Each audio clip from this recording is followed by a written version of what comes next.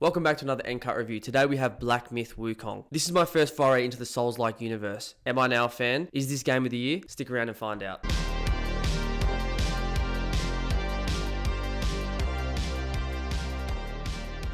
The plot of the game is inspired by a Chinese novel called Journey to the West, which is centered around the character Sun Wukong, or the Monkey King. Now, in the beginning of this game, the Monkey King is defeated and his soul is shattered into 6 pieces. You take control of the Destined One, the reincarnation of Sun Wukong, and you must traverse these 6 levels to complete them and to find that one piece of shattered soul that he lost. And as I mentioned at the top of this review, this is my first foray into this Souls-like kind of game, action RPG that has become so popular in the last few years. Now, I wish I had played Dark Souls or Elden Ring up until this point, and I haven't. And after playing this game, I regret that a lot because this game was so much fun. The setup of the game, if you're familiar with Souls-like, you would know this, but if you're not, is you essentially go through each level and all these bosses are different in different sorts of ways. They have different attributes, different skills, different combos that they use to make it challenging for you to verse them. And as somebody who's playing this for the first time, I thought to myself, am I going to get bored of this? But trust me, you don't. The whole time, it just becomes a new challenge every time you verse these different bosses on each different level. This game would be perfect for someone who's wanting to get into the Souls-like universe to see what it's like, because from what I've seen, the Elden Ring is one of the most challenging games of all time. I mean, some of the boss battles that I've watched people on YouTube play in that game is just so difficult, whereas in this game, you are challenged, but not to the point where it's unbeatable. One thing I noticed straight off the bat with this game, which is a recurring theme from games like Elden Ring and Dark Souls, is that there is no difficulty for this game. It's just one difficulty matches all. And for some people, that might be a little bit daunting, but it just adds to the reward factor of every time you come up against a boss that you might find challenging, or the first few times you get killed, you eventually beat them. That feeling once you've eventually beaten them is honestly so great. It just keeps you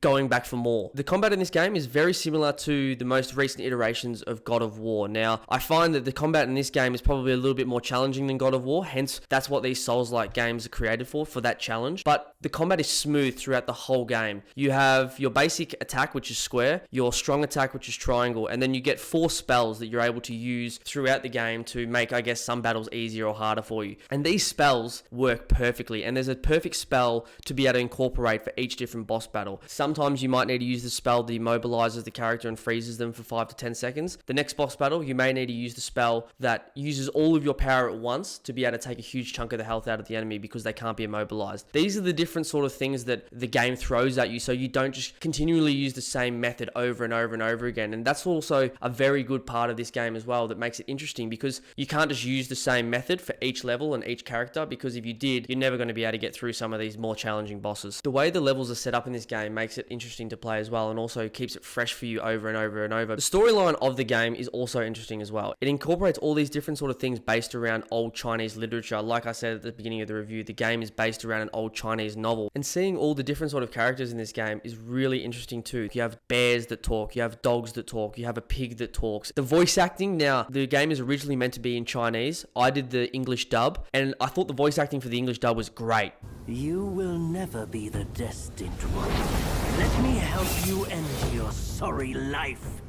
One thing that might irk a few people is the English dub doesn't line the mouths up with what the character's actually saying, obviously because the character's saying it in Chinese. But if you can look past that, the English dub is incredible. For a company that has mainly only made handheld mobile games, you would not know with how polished this game feels. A good reference point for me to refer to with this game, how it feels, how it looks, how the HUD is built up, how the characters and all that are explained, is to reference like God of War. Very similar in the way that both of these games are created. Now, every time you verse a certain boss or a certain character in the HUD, it will give you an explanation or a story about this character and how that character became who they are, how they became evil, what sort of happened to them, because all the characters started out as these normal sort of village people, and then they end up morphing into what is called a guai, which is the animal version of all the characters in this game, because like I said, all the characters are animals. Throughout the levels, you get these sort of little plot points that reference a greater story that you don't quite understand until you piece all these little stories together, and then it creates one giant story. And then at the end of the level, you get this cutscene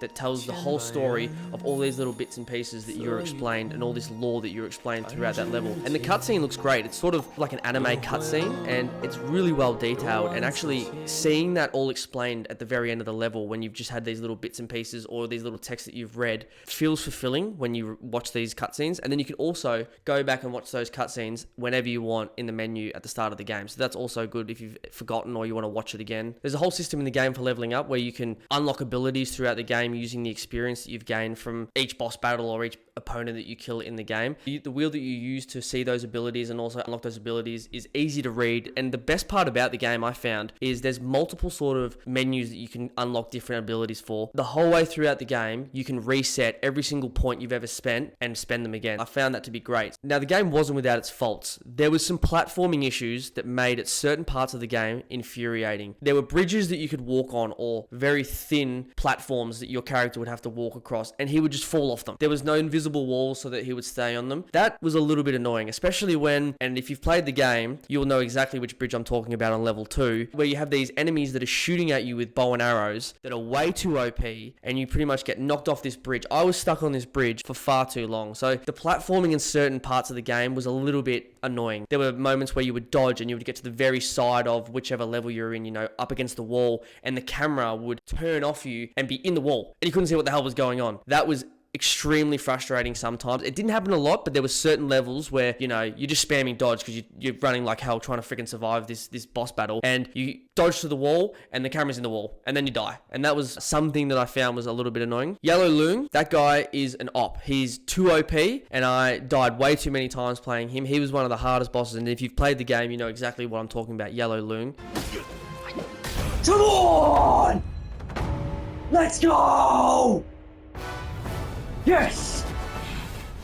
I saw a lot of people had trouble with Tiger Vanguard too. I saw many videos on YouTube, people trying to find him. He was hard too, and he's sort of the first boss that you will verse in the game that gives you a real good challenge. Yin Tiger, if you're looking for a Souls-like boss, I think Yin Tiger is the most Souls-like boss you're going to get in this game, where he's just spamming attacks on you. None of your spells work against him, and it is purely just your ability to dodge and time an attack on him when he's not attacking you. So those were some of the bosses that I got the most out of when I beat them. Overall, would I recommend to play this game? 100%. This game is amazing. It's interesting, it's fun, it's challenging and rewarding. It's not too hard that you're going to be stuck on certain boss levels or boss battles. If you are, you just go on YouTube, search it up online, how to beat the boss, and it comes up everywhere. And I think this is what these games are really good at, is creating a community of people who, some people struggle really hard on a certain boss, somebody else passes it really easy. They upload that knowledge up online, and then you get that rewarding feeling of watching or reading how that person did it, and then you can do the exact same thing and get that feeling as well. I saw a lot of people were getting up in arms about Screen Rant, saying that this game was like a 2 stars out of 5 or something. They couldn't be more wrong about it. I would give this game a 10 out of 10 if I could. I think everyone should play it. Everyone will enjoy it as well. It might be too difficult for some, but I think for a first foray into Souls-like universe, I want to play Elden Ring now. I want to play Dark Souls. I want to play all these games. And I want to keep playing them. If they release another one down the track, I want to keep playing them. If you're watching this review and you've played the game, who did you find the most irritating or hardest boss in the game? For me, it was Yellow Loong or Yellow Long. I'm not sure if it's Loong or Long, but for me, he was the hardest boss. If you like what you heard,